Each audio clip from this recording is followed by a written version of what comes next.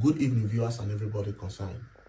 Today, I want to use this video to address the ongoing crisis that is currently going on in East London, South Africa, that was caused by one mischievous Solomon Ogbonna Ezike, who left Nigeria to come and crown himself king as the Igbo of East London. Solomon, or Ogbonna, or whatever your name is being called, who made you king over the people of East London? Are you from the same ethnic group? Are you from the same tribe? Are they Igbos that you woke up one morning and you reached a decision that you have attained all heights in life and all you wanted to become right now is a king in another man's land, another man's country?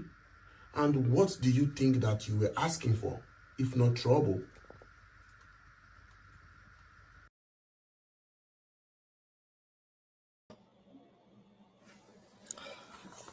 Dumalamba here, sir. Welcome to Analyses of Sorts. Today, we're going to be analyzing this whole Igbo king, not East London, where a Nigerian crowned himself king in South Africa, a foreign land. And obviously, this was met with a lot of controversy and pushback from the natives of South Africa. But, today I want us to set the record straight on this matter, and I want us to hear perspectives from Nigerians, not from us as South Africans, because I think the world already knows how we feel about these people. But I think it's worth the world and Africans and Nigerians listening to Nigerians describe what they think of this particular matter, so that we're not stigmatized as xenophobic as South Africans for being outraged at something that we have every right to be outraged by. So I'm gonna let you guys listen to the perspectives of Nigerians and what they think about the crowning of a king in a foreign land, particularly the Igbo. And then I'll come back and we can analyze and talk about it some more. You left your country for greener pastures, came to South Africa. These people gave you shelter, gave you a serene environment to live in, and all you could pay them back with is a slap on their face. And you expected them not to react. I'm sure that you never expected less of the reaction that you are seeing all over the places right now. Your decisions that yourself and some group of hungry brothers or colleagues have reached have cost a lot of menace already. You can see all over the news that shops are being looted now because of your ignorance. Cars are being brought down, houses are being attacked just because of a decision of one person. Other foreigners are now being prosecuted for it. Other foreigners are suffering from your ignorance just because of your quest to be relevant, just because you want to be known, just because you want to be greedy. Igbo people, why are you people known for wrongdoings?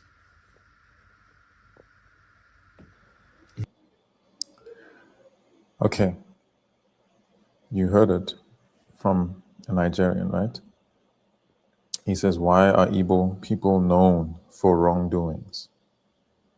So you can't call me xenophobic and you can't call South Africans xenophobic for stating the obvious if your own people themselves are calling it out and saying that the Igbo people are known for doing wrong. Like I said in the last video, we have to treat these people like special ed kids, because 1 in 4 Nigerians is mentally deformed. This is a fact.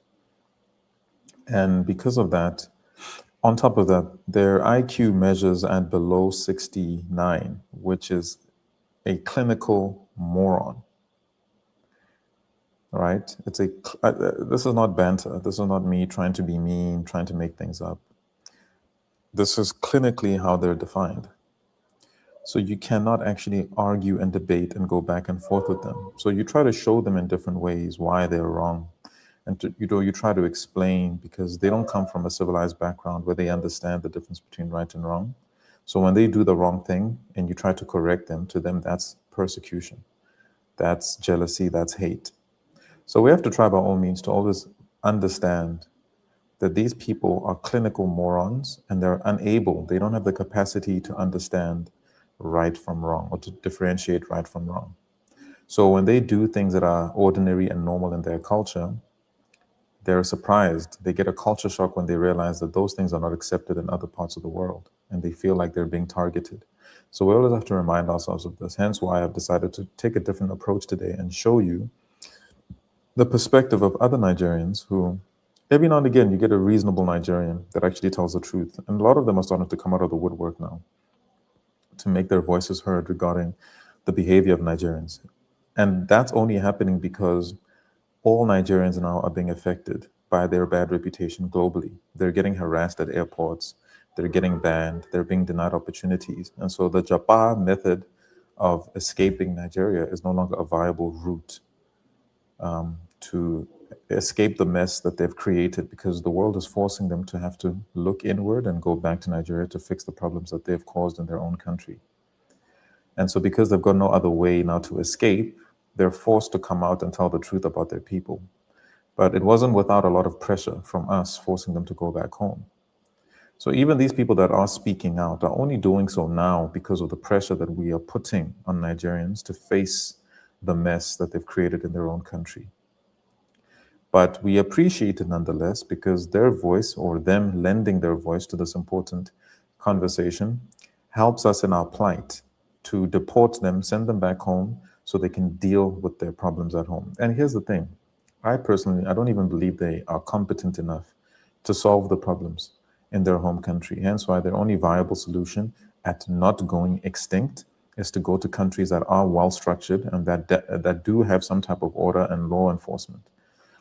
It's the only way they can continue to spread their genes.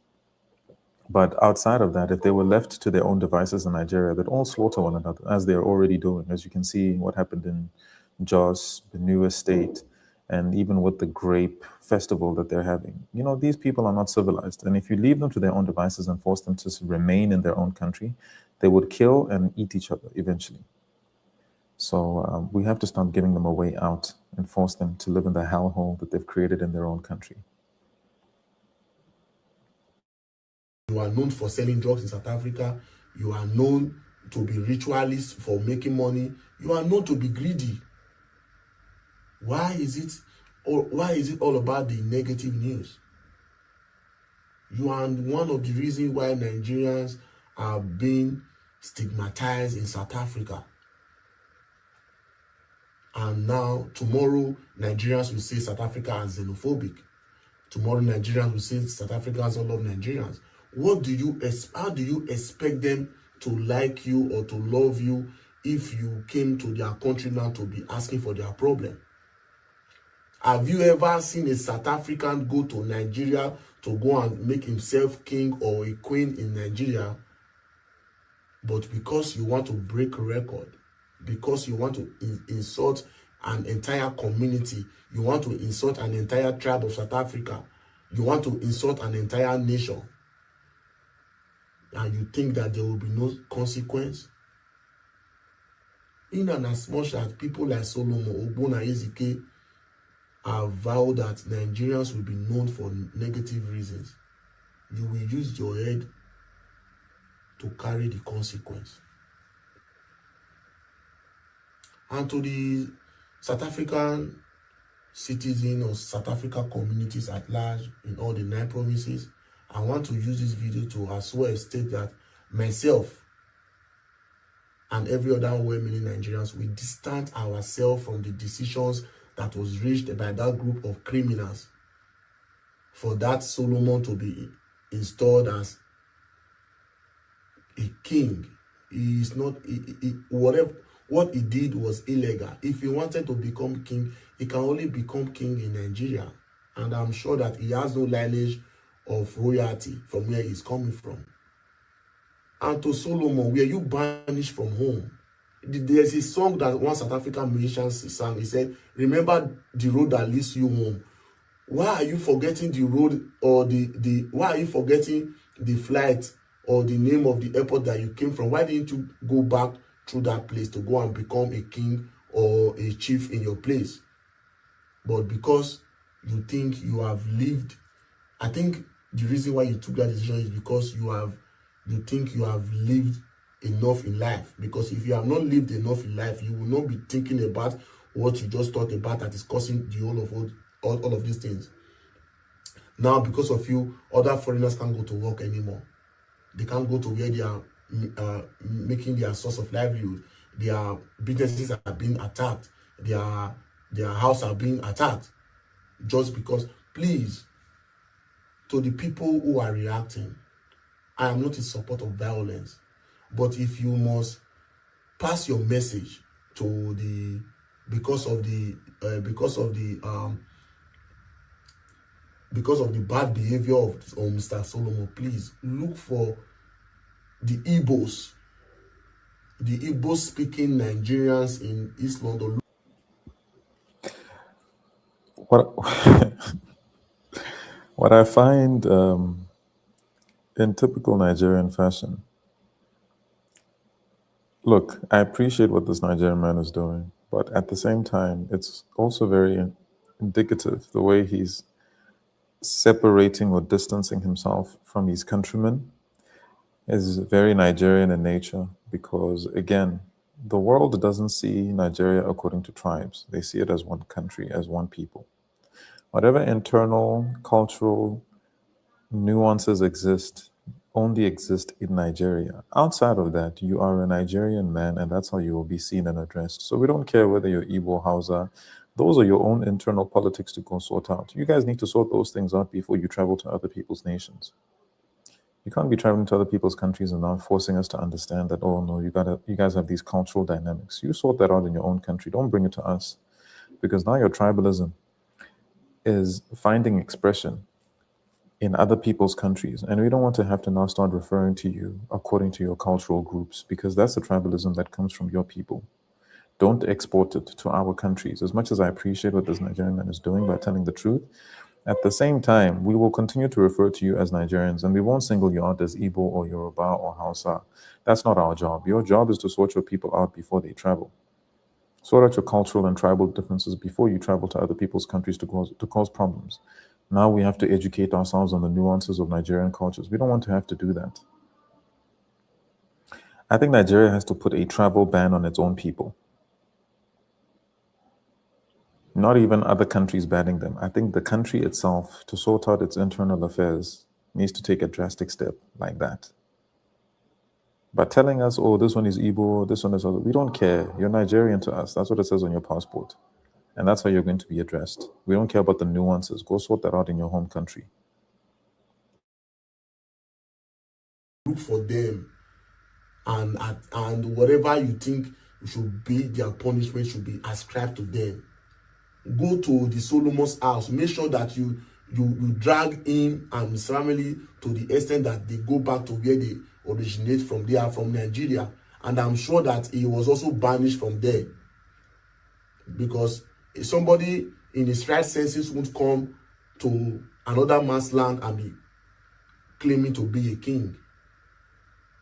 They really said age does not come with wisdom, or wisdom does not come with age. And this decision that was reached by Mr. Solomon and his friends really shows it. To the South African community, we are very, very sorry. Myself and every other women in Nigeria, like I said earlier on, we are really very sorry, and we distance ourselves. Anything we want to do Mr. Solomon, Mona even carry ne, Mona ama, Mona use take drink better gutter. Look, we do appreciate as South Africans that we're being given the green light by Nigerians to sort their people out when they're in our country in whatever manner we deem appropriate.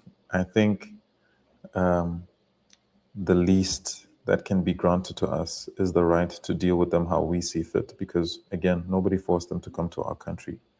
And so when they're disturbing the community, we're going to deal with them in whatever way we deem appropriate. Because remember, every country has its own version of mob justice when the police and the immigration officials are not doing their jobs. Of course, the citizens then are going to step in and do that job for them. And you can't dictate to us how we should handle or deal with your people when things have gotten out of hand or gone too far. Your best bet is to just stay home or go to a country that does welcome you. And there's no country that welcomes Nigerians. You name one. You can drop it in the comments and let me know which country wants to have these people come over and stay permanently and get up to what they usually get up to in people's countries. You let me know. But in South Africa, they're no longer welcome, just like many other countries. They're banned in 21 plus countries around the world for a reason. It's not because they're being targeted, it's not because they're victims, it's because of their bad behavior. And it's time for accountability. So it's good to hear Nigerians saying, guys, we give you the green light to deal with them however you deem fit, so that tomorrow they don't cry, oh, you're being xenophobic. After they've terrorized our communities, they want to play victim to the world. That's not going to fly anymore. For years, because he does not deserve to be in this country. He's not a role model. He is not even worth looking up to. He's a greedy person. He's very greedy. And this is how he starts. What you cannot do in your country, you will come to South Africa and be doing it because you are daring them. You think that you think the people of South Africa, they are fools.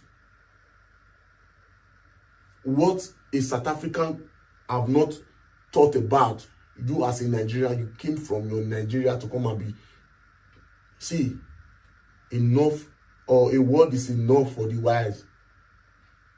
A word is enough for the wise, because what they do for this country, Nigerians, you people are doing too much. Some of the Nigerians here in South Africa, you are doing too much. This is not your country. And for you to give other Nigerians problem that will make them send them back, you will be the first to go back home. Thank you.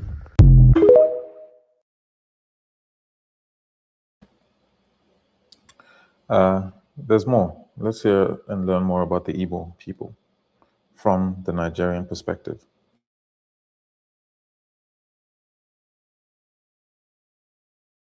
Well, the Igbos are more or less the type of people whose desire is mainly to dominate everybody. If they go to a village, to a town, they want to monopolize everything in that area. If you put them in a labor camp as a laborer, within a year they will try to emerge as headman of that camp, and so on. Well, in the past, our people were not alive to their responsibilities, because you can see from our northernization policy that in 1952, when I came here, there weren't 10 northerners in our civil service here. Then I tried to have it northernized, and now all important posts are being held by northerners. Is this policy of filling all key posts in the north solely with northerners and not with other Nigerians a temporary or a permanent one? In actual fact, what it is a northerner first. If you can't get a northerner, then we take... Guys, the Igbos are not wanted in Nigeria.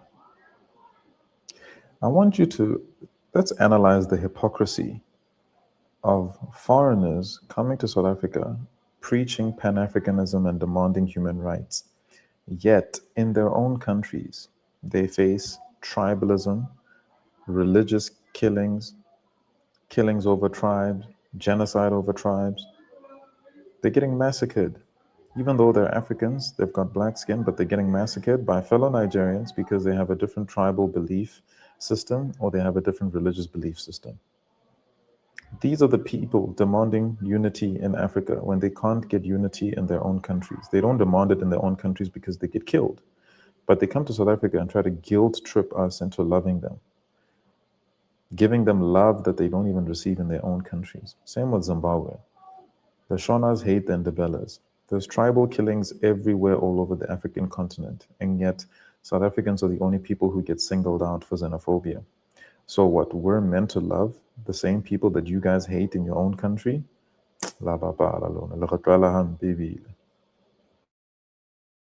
An expatriate like yourself on contract. If we can't, then we can employ another Nigerian, but on contract too. This is going to be permanent, I should say, as far as I can foresee, because it will be rather dangerous to see the number of boys who are now turning from all our learning institutions, coming out with having no work to do. I'm sure whichever government of the day might be, it will feel rather embarrassed, and it might even lead to bloodshed. Doesn't this damage the idea, sir, of all people in all regions in Nigeria being fellow citizens of one country?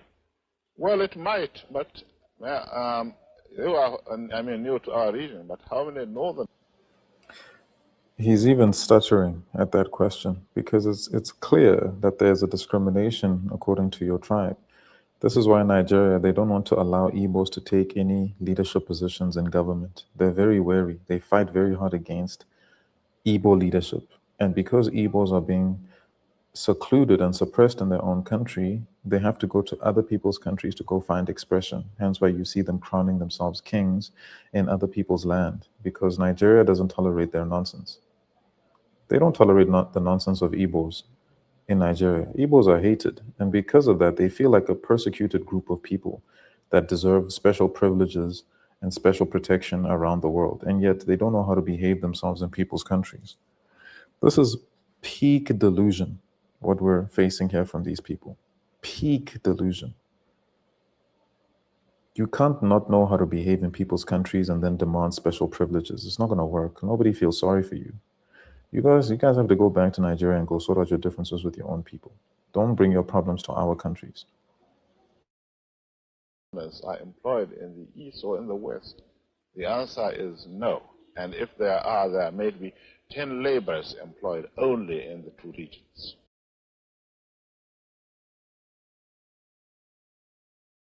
South Africans, please, my dears, come forward, come forward. What I'm about to say right now concerns you people mainly. Ghanaians, you can come forward too. The Nigerians, stay at the back and come forward, because this concerns you too. Now, let me start by apologizing to South Africans, because I never said anything concerning this charade, this controversy. Okay, yet again, I've got another Nigerian perspective on the same matter. Chimdi, you know, in South Africa, we love Chimdi because he tells the truth about Nigerians. This entire video, we're just reacting to what Nigerians have said about the crowning of this Igbo king in South Africa. Because I want Nigerians to talk to Nigerians, to try to convince them. Because anybody else with sense that speaks to them, they try to turn that into some type of victimhood to say that they're being oppressed xenophobically. So if your own countrymen are saying the same thing, you can't call it xenophobia. You actually have to listen. So that scam of playing victim is not going to work when your own people are calling out your behavior. We love Chindi on this channel. We love what he has to say. He's always on the money, always hitting the mark. And yet again here, he hasn't missed. Listen closely to what he's saying. And we really need to listen and break down what he's saying in this video. Of or altercation of Nigerians bringing the Igbo king, or let me say Igbos. Yes, I'm actually right when I say Nigerians, because the Igbo tribe is in Nigeria, whether the Yorubas or the Hausas like it or not. If you people don't like it, then put up a protest against Igbos. The Yorubas and the Hausas in South Africa should put up a protest against Igbos on the wrong things they are doing to South Africans. So I'm sorry I never said anything, even though there was a live I was recently invited to, and I was posed with such question, and I gave them the answer. But here's one of the things I want to make very clear to Nigerians. That's why I say Nigerians should also come very closer. If South Africans start unaliving Nigerians in South Africans, if South Africans start an unselected unaliving practice on Nigerians right now, they are not wrong, go. Let the world hear this. He said they are not wrong, go. If South Africans start... Yet again, you got a Nigerian giving South Africans the green light to deal with Nigerians however we see fit in our own country. More and more Nigerians are coming out to say, hey, South Africans, deal with these people. This is to show you that already Nigerians themselves are tired of the criminality from their own people because it's messing up their reputation and messing opportunities up for other Nigerians. So they must come forward now. Not that Chimdi's doing it now. Chimdi's always been telling the truth. He's ace on TikTok. He's always been telling the truth. That's why we respect him so much as South Africans.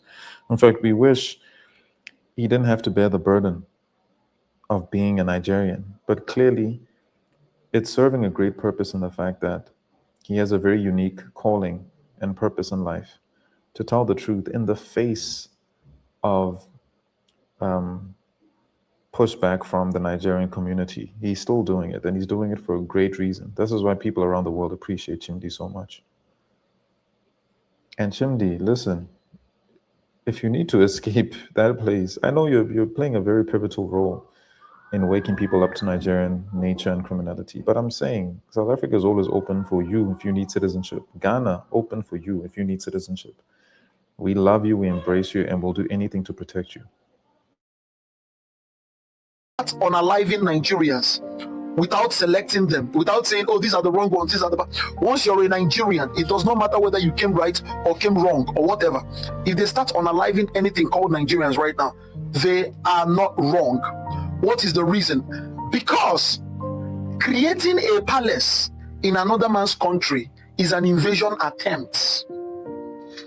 Trying to create royalty or creating a king or whatever, Igbo king or whatever, in another man's country is an invasion attempt. It is the first step to invasion. And whether you like it or not, the only fitting reaction to any attempt on invasion or invasion attempt is what? War for glory's sake. War for fairness sake. War for transparency's sake. War. That's one of those things. Yes, I've said it. Right now, I don't even know why South Africans are delaying. I'm not proposing a bloodshed or any form of bloodshed, but at least Nigerians by now should be going to hospitals in South Africa. Yes.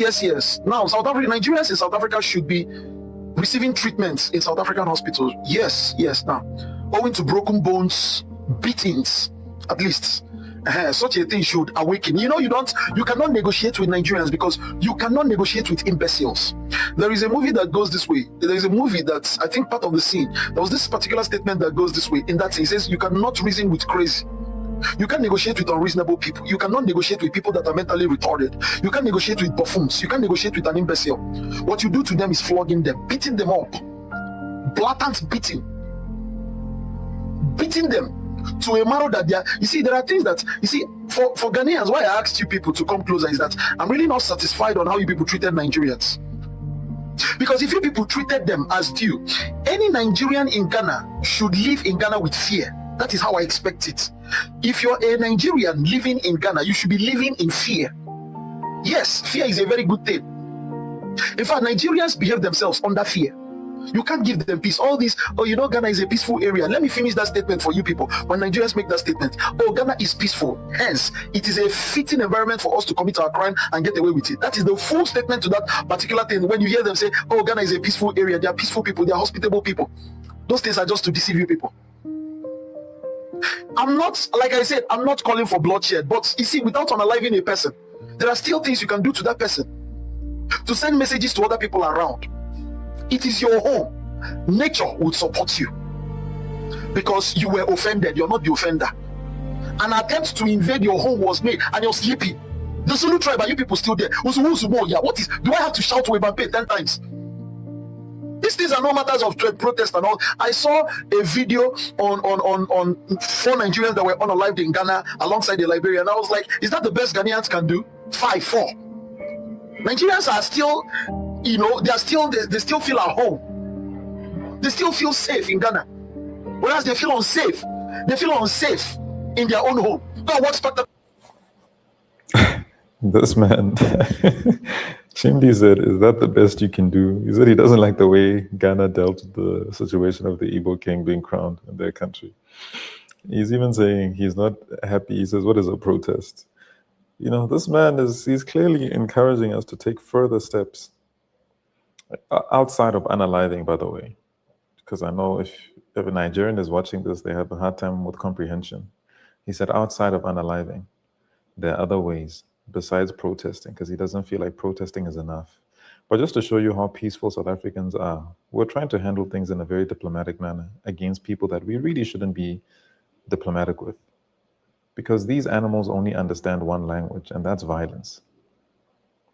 But Chimdi saying, guys, take it there. Because to see what Marcus Crassus did to a lot of people that ran from their general in fear of Spartacus. Go and see what he did to them. It's what we call decimation. It's a ceremony of decimation. He decimated them to understand that the fear for Marcus Crassus should be louder than your fear for Spartacus.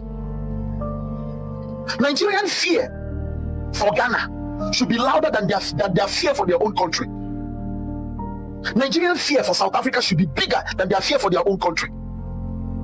South Africans should deal with them immensely. Ghanaians should deal with them immensely, so that they will know that whatever they think they are afraid of in their own home is just a fragment of what they will get once they go to South Africa. But you people have made your homes very conducive for them. And then no matter what you people say, they understand that they have a lot to fear in Nigeria. What Chimdi is saying here is so critical, because we haven't made things uncomfortable enough for Nigerians to feel the need to flee back home. Basically, back home is still far worse than anything we've done to them so far in South Africa. And yet they cry xenophobia. Yet in their own countries, they get treated worse. Just go onto X, go research and find out what's happening in Nigeria. Look at what's happening in Jos. Look at the rape festival that they had for 7 days. Look at what the Fulani tribe are doing, massacring entire communities, entire villages, entire people.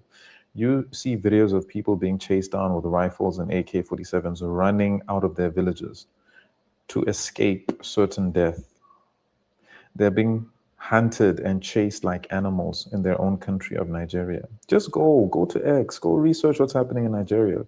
Thankfully, we've got social media now, where people can record videos for us and show us exactly what's happening in these countries, because of course Nigeria does not document these things. They don't cover it in their news. They try to make Nigeria look like it's a stable country. So people are recording videos on the ground. Nigerians that are suffering on the ground are recording videos to expose what's happening in their country. And I urge you, go do your own research and see how Nigerians are treating one another in their own country. And you tell me, can you compare that to us protesting and asking them to go back home?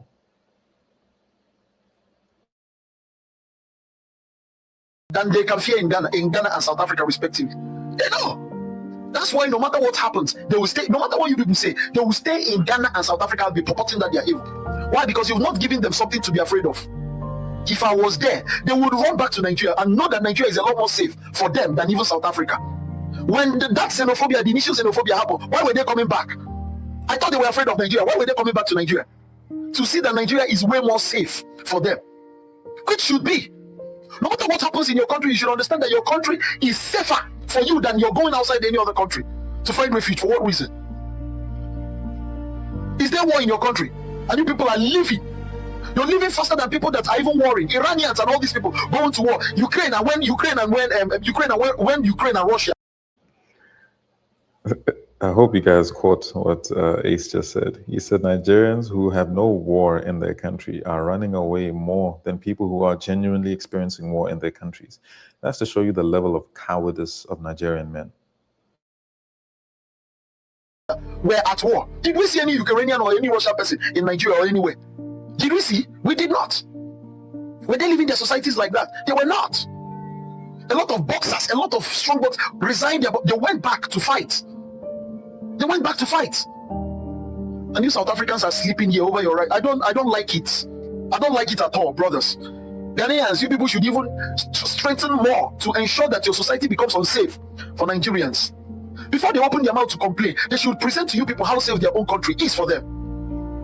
And if they want to retaliate, good. It's okay. Every Ghanaian in Nigeria should come back to Ghana, because Ghana is more safe. Every South African, which I know they are not, should go back to South Africa. Every South African in Nigeria should leave. But every Nigerian in South Africa or Ghana should leave to their home. Simple.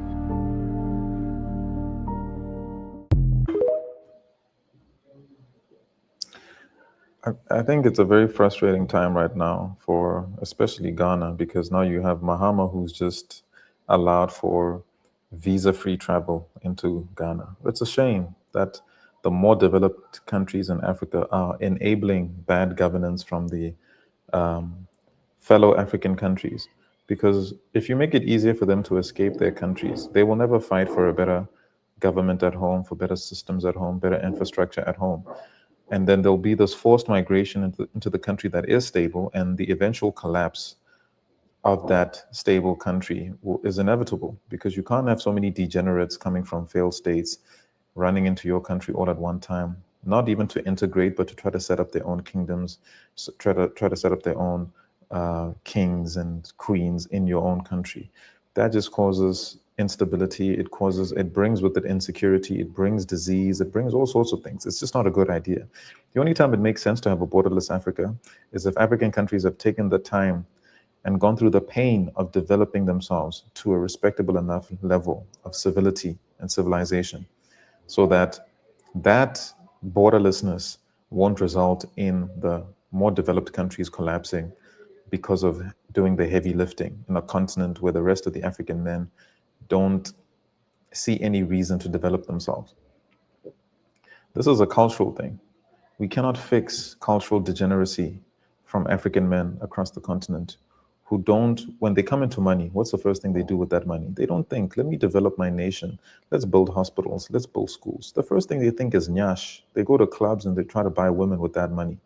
It just shows you the poor culturing. It's a cultural issue. You can't fix that by crying borderless Africa. They must fix their problems at home first. Every country has problems, but how can we address them when we have an influx of more problems coming in? It's like a leakage. You got to first contain, you got to seal the hole so you stop losing water, and then deal with whatever issues you're facing in your country. So we've got to shut these borders and force people to stay home and sort out whatever problems they have. And most of the problems are cultural issues. Their cultures are they're in the stone ages. They don't understand how to live in a well-structured, organized, modern society. Culturally, that's oppressive to them, to ask them to be on time, to ask them to be competent at their jobs. Hence why bribery is the order of the day, specifically in countries like Nigeria, because they can't play according to the rules. You have to be competent to play according to the rules and be successful. So they've got to look for shortcuts because they can't measure up. Yet they try to flip the argument into saying that other people can't compete with them. Yo, you guys are breaking the freaking law. You're breaking the rules. You can't stick to the rules and win because you're not competent enough. You can't develop your own country because you're not competent enough. Yours is to go to a country that's already developed and to destroy it and then claim that you guys built it, that you guys built the economy, you guys developed that country, yet you're failing to develop your own country. See, like Ace said, you can't argue with imbeciles. That's why I don't engage with any back and forths or arguments with Nigerians, because they are clinical morons. Maybe I'll make a video one day to show you guys the statistics. I'm not making this up. It's not banter. I'm telling you the honest truth. But anyway, guys, thank you for tuning in. For those of you that are locked into my channel, you know that I made the same video yesterday, a more fiery one, in fact, but I had some sound issues, hence why I've had to re-record it again today. But anyway, the message is still the same. I can talk about these things forever. I don't need a script. It's very easy. So later on today, I will make another video. So please stay tuned for that. There's been a shootout, but again, your Jollof boys in Cape Town that think they're running the show had a shootout amongst themselves within their own gangs over powder. Is this the one Africa that you guys want us to embrace? But anyway, guys, thanks for tuning in. Analysis signing out. Happen later today. Hi, Rock.